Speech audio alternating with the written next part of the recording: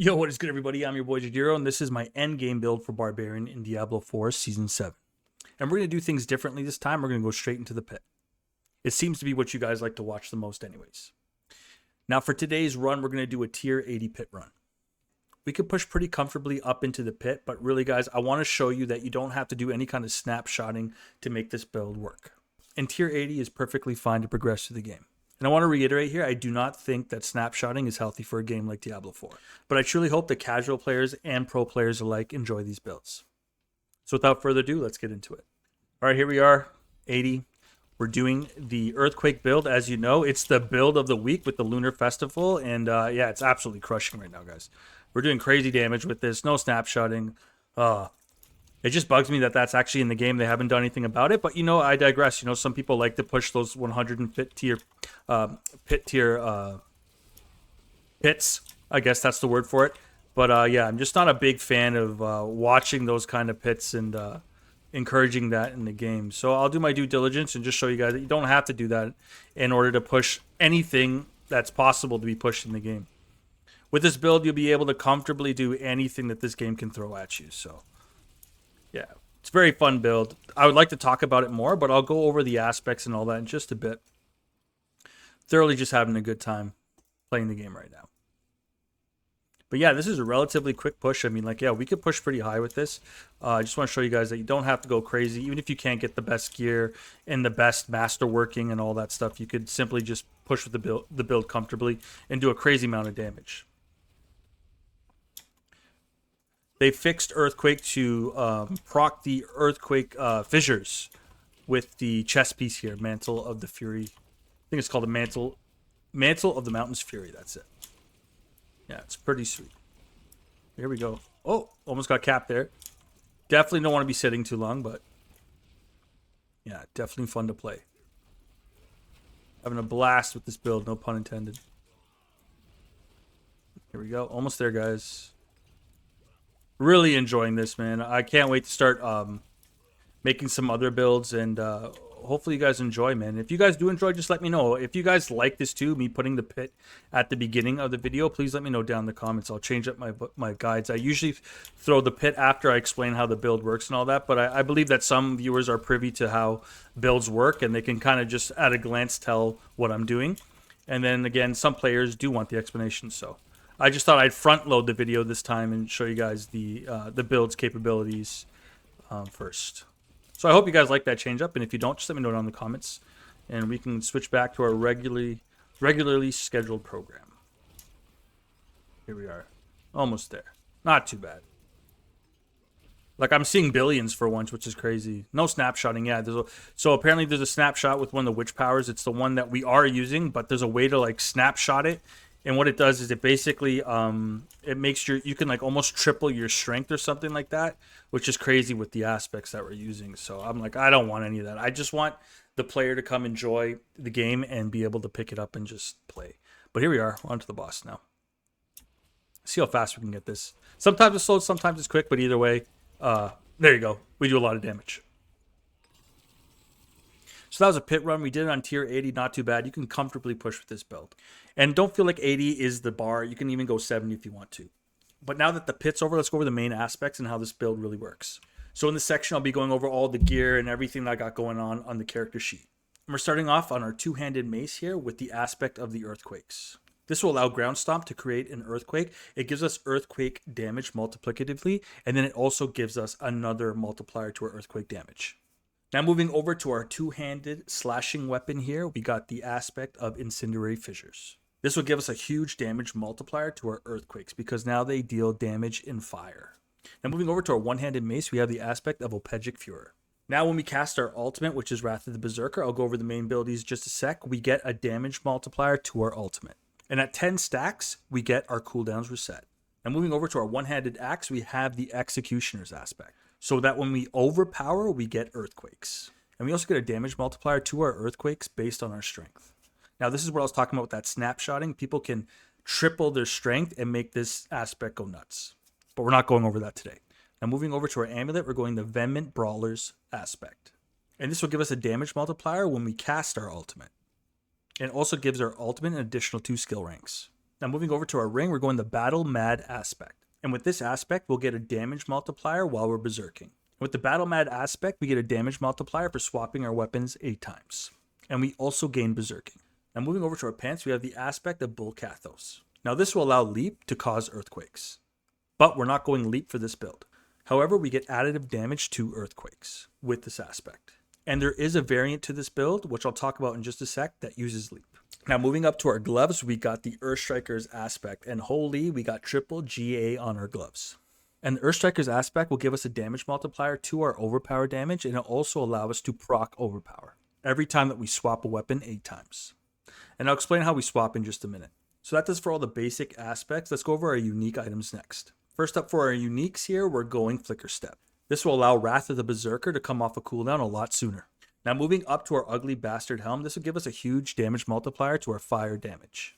And remember, our earthquakes cause fire damage. And we also get a proc of fire damage once we cast Wrath of the Berserker. Now moving down to our unique chest piece, we have the Creme de la Creme, the Mantle of Mountain's Furies. And this will allow Hammer of the Ancients to detonate our earthquakes to do big damage. And then our final unique, because I like to keep it simple, is the Ring of the Red Fuhrer. The Ring of the Red Fuhrer will give us a damage multiplier after using Hammer of the Ancients. And it also guarantees us a critical strike with HOTA. And that does it for all the aspects and the uniques. Let's go over the tempering and the gear stats next. First of all, for stats, all you want to be doing is stacking strength and maximum life. But if you get a cool triple GA like this, don't worry about that strength. But other than that, we have strength maximum life on almost every other item. Now as for tempering, all you simply want is the chance for earthquakes to cast twice. And on our smaller weapons here, you want to get the earthquake duration. So based on the duration of earthquake, it also increases the damage earthquake does. Damage to close enemies is also important, but that's for the Paragon board. We'll talk about that in just a second. Also, what you want to splash onto your weapons here is Heavy Hitter. As you can see, I have it on my one-handed weapon and my two-handed weapon. And I'll go over why once we go to our passive skills. And then as for your glove and your pants, simply just try and sneak in earthquake size. Now, I didn't mention this in my last video, but when it comes to masterworking, the only one that you need to worry about here is the chance for earthquake to deal double damage. And I went through my masterworking twice, and I still didn't get the chance for earthquakes to deal double damage. But I will reset this and try and get that. Now, next, let's talk about the rune words. As for our rune words, we're going Igni Tech. So that basically every time we cast a non-basic skill, we get Earthquake. And moving over, we have Neo Cry. And Neo Cry will give us the chance to cast Vortex every time that we avoid damage. So it happens quite frequently. And if you don't have Igni, you can simply go Chem to cast your Earthquakes. It's very intuitive with the way the build works when you're simply evading to proc Earthquake. Now as for our necklace and our rings, I simply just went resistances. So simply just go the gem that's respective of the resistance that you need the most. As for the armor, I went rubies. I just want to stack strength as high as possible for the executioner's aspect. And the reason I went diamond in our armor as well is simply just to help out with the rare nodes on the Paragon board. Now that we're done with the character sheet, let's go over the expertise next. Now it's simply the best. It's two-handed axe expertise. It gives us a huge damage multiplier. Try and max this out if you can. You don't have to, but it's a great damage multiplier. If you want to try something else, you can also go two-handed mace expertise. All right, that's expertise. Let's go over the witch powers next. Now, as for the witch powers, go do more. But if you have Piran NATO, go that as well. Moving on to our secondary witch powers, we're going Abyssal Resonance. We're going Soul Harvest. Then we're going Shaken Soul. Then we're going Hex Flames. And then we're going Force of Will. Abyssal Resonance is simply just to give us another vortex like the Spiritborn. Pulling the enemies closer to us is definitely going to help this build out. And it also does a crazy amount of damage. Now moving over to Soul Harvest, this will give us a multiplier to our primary stat. Then we're going Shaken Soul simply to apply vulnerable to our enemies. Now moving over to Hex Flames, this simply just complements the build because it does fire damage. This is a flex witch power. You can put whatever witch power you want. And then we're going Force of Will to get a huge damage multiplier to our overpower procs. So that does it for our witch powers. Let's go over the mercenaries next. I'm going Subo simply for a critical strike damage multiplier. And then I'm going Variana for our reinforcement simply to get an attack speed bonus whenever we're using HOTA. Alright, so that does it for the mercenaries. Let's go over the main abilities next. Now as for our first main ability, our core ability, we're going HOTA. And we're going the version of HOTA that when we overpower with HOTA, we get a damage multiplier. Next, we're going Lunging Strike, and we're going the version of Lunging Strike that grants us Berserking. Next up, we're going our ultimate, Wrath of the Berserker. This is just big damage whenever it goes off. Next, we're going Warcry, and we're going the version of Warcry that gives us a damage multiplier. And the second shout that we're going is Rallying Cry, and the version of which that generates resource for us when it's procced. And then finally, we're going Stomp, and we're going the version of Stomp that reduces our ultimate's cooldown. So that's it for all our main abilities. Let's go over the passive skills next. So let's go over the passive skills, and you guys can pause the video if you like and look at how I invested every skill. As for our first passive skill, we're going Warpath, and this increases our damage after overpowering. Moving down to Imposing Presence, we get additional maximum life. Then up to Martial Vigor, we get damage reduction versus elites. Moving down to our brawling skills, we have Booming Voice to increase the duration of our shout skills. And I had a couple of extra points, so I put them into Raid Leader. And if you don't want to do Berserking with Lunging Strike, you can simply take the point out of here and fulfill it down here at Raid Leader. Now we're also getting some passive skills from our Armor and Aggressive Resistance and Prolific Fury. But moving over to what we actually invested into is Pit Fighter. We get a damage multiplier to close and damage reduction to close. Then we go No Mercy for increased critical strike chance. And then we also invested into Slaying Strike to get a damage multiplier to injured and healthy enemies. Now moving down, we went 1 point into Thick Skin, but what we really wanted here was Defensive Stance. And they finally fixed it. This will give us damage reduction and it'll also heal us while in battle. And then we went Counter Offensive so that when we fortify over 50% of our health, we get a damage multiplier. Now moving down to our ultimate section, we have Heavy Hitter. And this increases the damage we deal with our Earthquakes and our ultimate. And this is why we tempered on Heavy Hitter to our weapons. Then we're putting a full 3 into Furious Impulse for resource regeneration. And then we maxed out Invigorating Fury as well to give us some more sustain. Then moving over to the right, we go Heavy Handed. This will give us a critical strike damage multiplier when using two-handed weapons. And then we invested into Wallop as well, so that when we're using a bludgeoning weapon like our two-handed mace, we get a damage multiplier if the enemy is vulnerable, and they're always vulnerable. And then we also invested into Brute Force so that our overpowers get a damage multiplier when we're using a two-handed weapon. And then finally for our key passive, we went Unconstrained.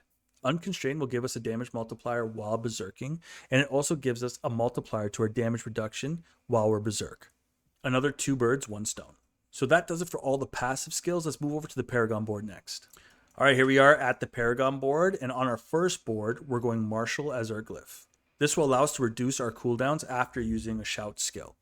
Now onto the second board here, we're going Force of Nature. This will give us another fat damage multiplier to our earthquake damage. And that close damage that we tempered on increases this bonus. And as for the glyph, we're going Rumble. And this will give us up to a 50% damage multiplier for each active earthquake. And it also increases the earthquake damage. So a little tip here is try and invest into every strength node that you can on this board. Now moving up to our third board here, we went Warbringer. This will help us stay fortified for that damage reduction and those huge overpower procs. And as for our glyph socket, we simply went Challenger. And Challenger gives us a damage multiplier to elites. Now moving over to the fourth board, we went Bonebreaker. This will allow us to get an overpower proc every 12 seconds. And whenever we overpower, our ultimate skills deal additional damage, all the way up to 80% multiplier. And as for the glyph, it's very fitting, we went Dominate. This will give us another overpower proc every 15 seconds. So we will be overpowering quite frequently. And for our final board here, we went Decimator. This will give us a damage multiplier when we make enemies vulnerable. And then we get an additional damage multiplier for overpowering a vulnerable enemy. And the glyph that we went is Crusher so that we get a damage multiplier to our overpower damage when using a mace. But if you guys want to skip all that noise, you can simply head over to Mobalytics and I got the build there for you. It's called my Season 7 HOTAROLA RAZR Endgame Build. And I have everything here from the assigned skills to the skill tree and the Paragon board. And I also have the leap variation of this build for you.